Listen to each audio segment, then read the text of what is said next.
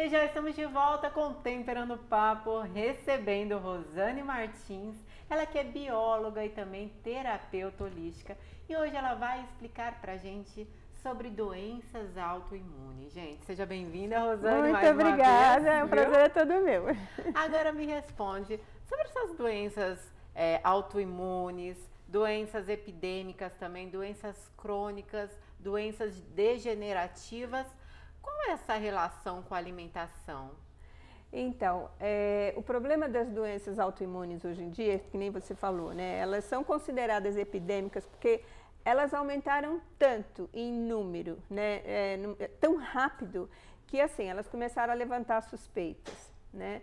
Essas doenças autoimunes, hoje já foram identificadas mais de 100 doenças autoimunes. E entre elas tem umas que a gente ouve falar muito, que assim, vira e mexe você encontra no seu meio de conhecimento pessoas que estão com lúpus, com artrite reumatoide, com esclerose múltipla, vários.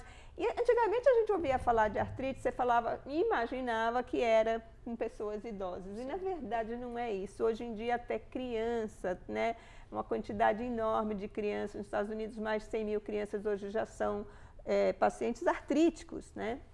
E aí você fala assim, bom, mas por que isso está acontecendo? Né? O que porque houve? 40, 50 anos atrás a gente não ouvia falar, entendeu? Né? A gente não vê, era assim, quando que você ouvia falar, sei lá fulano está com lúpus ou está com esclerose era uma múltipla. pessoa já de bastante idade. Exato, o que eu falei. E hoje em dia não, vira e mexe você está ouvindo alguém da família ou um amigo que desenvolveu um problema desse. Então é assim, por quê? Bom, os motivos são muitos, né? Na verdade a medicina hoje diz que não se sabe o porquê do surgimento dessas doenças autoimunes, mas na verdade existe assim um número de fatores grandes que estão contribuindo para que as pessoas acabam desenvolvendo essas doenças. Então a gente vai falar assim, nós vamos falar da questão alimentar, da poluição atmosférica, sabe, a gente vai lá dirigindo o seu carro, vem aquele vapor, né, que você inala, aquilo são gente partículas. Já amanhece com uma taxa de poluição assim, vista a olho nu em São Paulo, Exatamente. por exemplo. Porque tudo isso, Ariane, são fatores de estresse. E assim, quando eu falo estresse, eu não estou me referindo só àquele estresse emocional, o estresse psicológico. Eu estou falando também de um estresse interno, né? Porque assim, se a minha alimentação ela está deficiente num nutriente, num ácido graxo, que é o que acontece hoje com os nossos alimentos,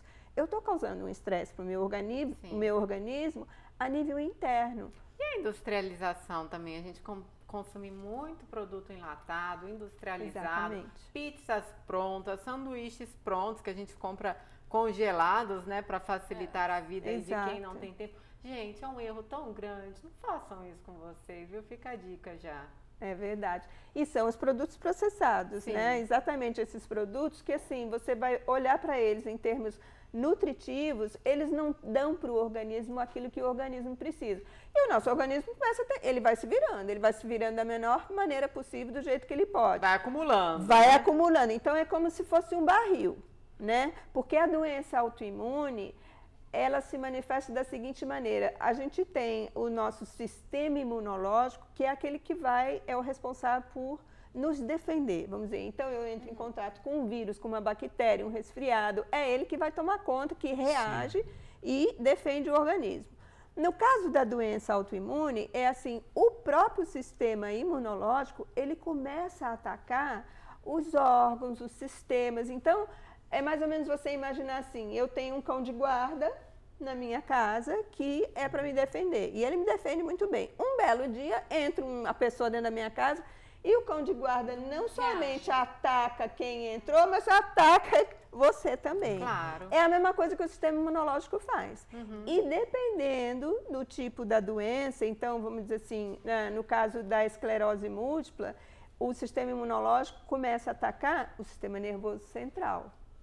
Então, começa a acontecer uma série de doenças, de sintomas, né? A pessoa começa a aparecer uma série de sintomas ligados há uma transmissão ruim, uma má transmissão, né, pelos nervos. Nosso organismo vai respondendo, né, de alguma maneira. Exatamente. Essa é a forma que ele encontra de chamar a nossa atenção, né, para isso. Mas aí o problema já está muito grave, mais do que a gente imagina. Já está instalado, né? Rosane, no caso, você fala que é uma questão de uma melhor alimentação.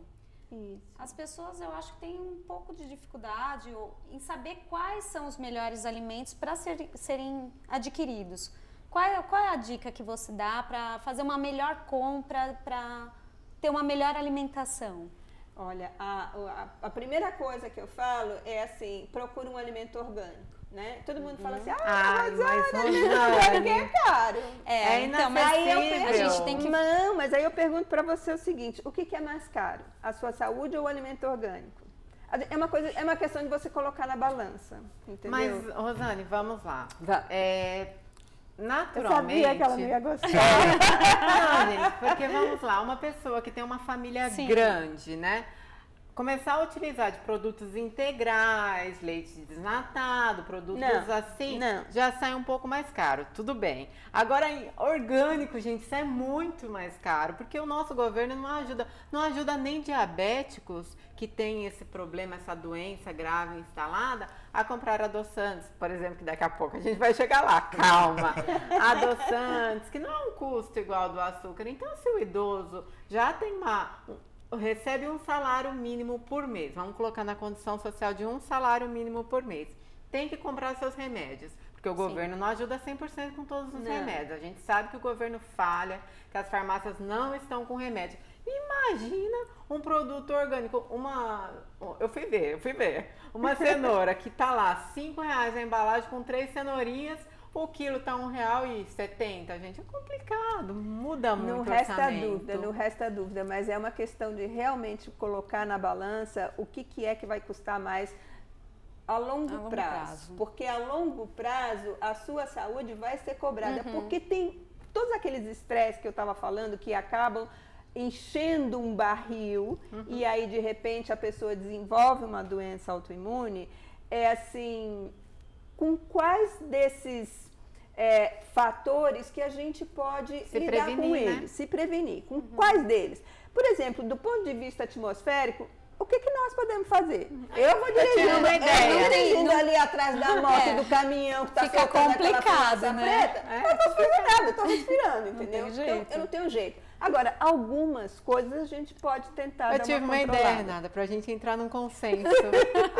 Gente, eu tive uma ideia sensacional. Pra vocês que moram em apartamento, dá também, tá? Você faz um jardinzinho e começa a fazer uma hortinha, né? Uma ideia muito boa. Tá? Uma saladinha, alface, depois você mescla com couve. Vai indo, vai que dá certo, viu? Na chácara do meu pai é assim, mas lá tem terra, né? Aí tem espaço, aí tudo bem, né? Agora sem espaço, que a maioria das pessoas não tem, né? Mas sabe o que eu acho importante também? É a gente começar a conscientizar, porque em algum momento as cidades, a gente vai precisar rever o nosso conceito de vida. Verdade.